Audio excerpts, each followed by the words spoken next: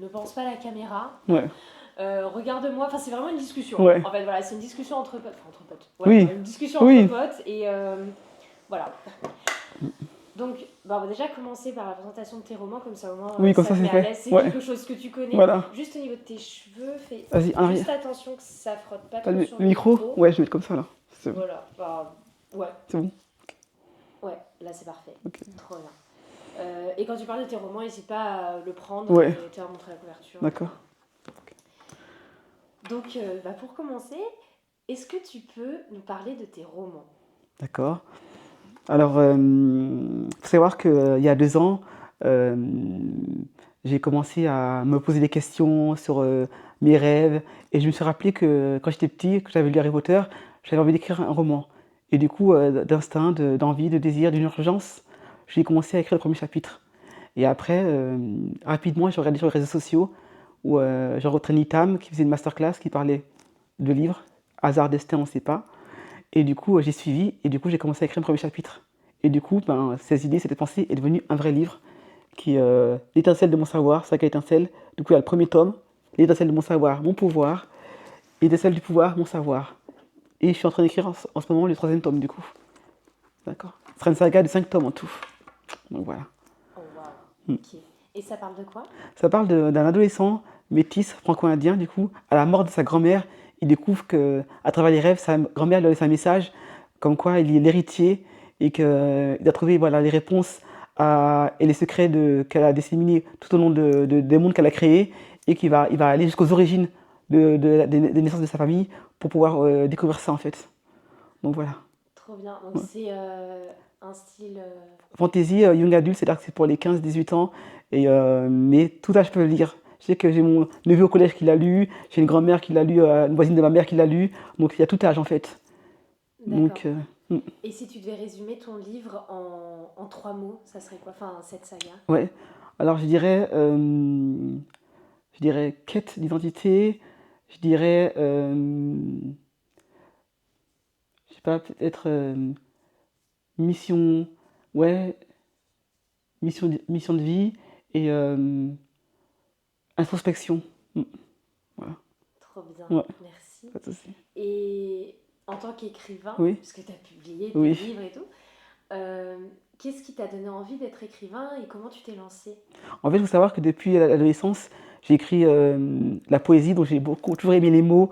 Et à chaque fois, on me disait, mais pourquoi tu n'écris pas un recueil de poèmes? Pourquoi tu n'écris pas? Et cette année-là, ben, j'ai tout compilé, tout ce que j'avais écrit depuis l'adolescence, et j'en ai fait un recueil. Et là, je sentis qu'il y avait un vide, j'avais besoin de continuer à écrire en fait.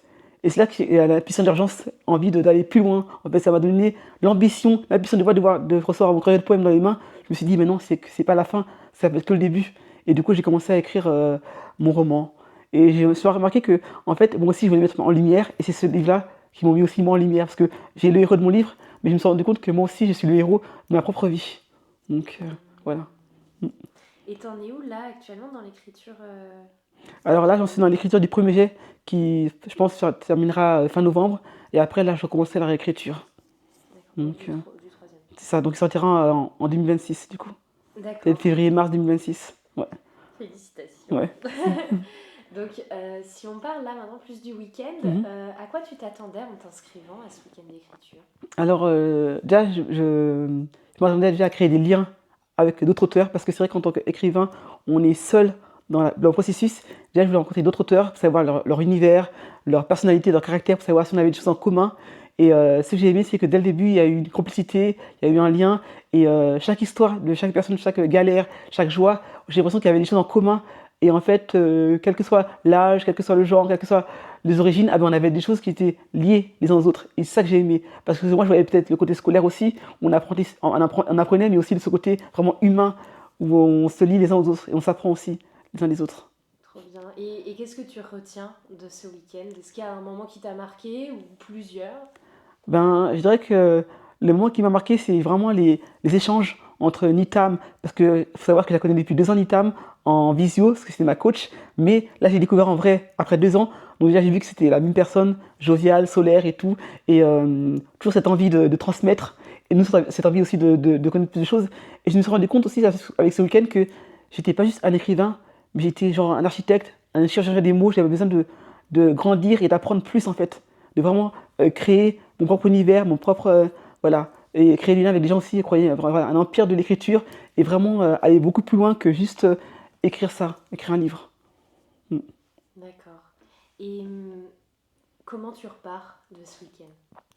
Je repars ce week-end, je dirais, plus confiant.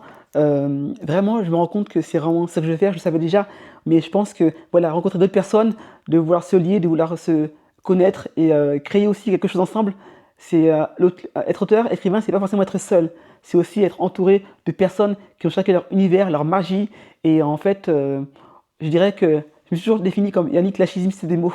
Donc c'est ça en fait, on est tous des alchimistes et avec les mots on fait des ingrédients et je pense que je pars avec ce week-end vraiment nourri, épanoui et encore plus focus et confiant dans ce que je veux faire et que je veux vivre de ça hein, plus tard quoi, de cet univers d'écriture. Je vais continuer à vivre et grandir et même créer peut-être un empire et j'ai écrit mon livre mais peut-être plus tard faire un film, des séries par rapport à ce que j'écris.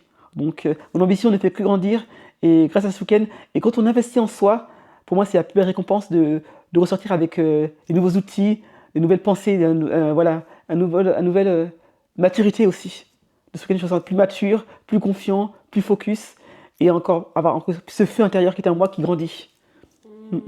Trop bien. Ouais. Et si tu devais recommander ce week-end à quelqu'un qui veut se lancer dans un Mm. projet de roman, en quoi est-ce que du coup ce week-end et même l'accompagnement de Nitam pourrait l'aider selon toi? En fait, il faut savoir que quand tu écris un livre, il n'y a pas que l'aspect style, pratique, histoire. Il y a aussi ce côté mindset, ce côté psychologique. Et je trouve que Nitam apporte ce côté-là sur mesure à chaque écrivain, chaque auteur.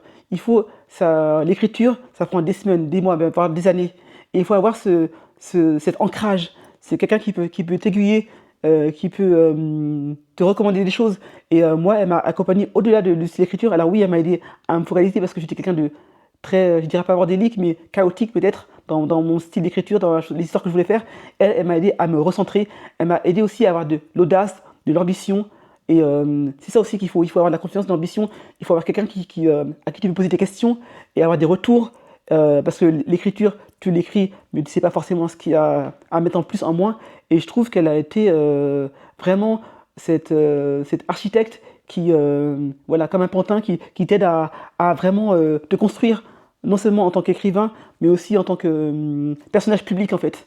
Et je trouve que ce week-end a été très enrichissant, voilà, de ce côté aussi, voilà, d'ouvrir ses horizons et de ne pas se laisser happer. Parce que c'est vrai qu'auteur, t'écris dans un tome, mais peut-être plus tard tu feras autre chose, tu auras d'autres visions, d'autres ambitions. Et je trouve qu'elle a un aspect plus large que juste être auteur. Voilà. Trop bien. Et 3 mots pour définir le week-end que tu as vécu? Alors, magique, euh, je dirais puissant, et le troisième, je dirais enrichissant. Ok, merci beaucoup. Pas de souci. C'est super intéressant.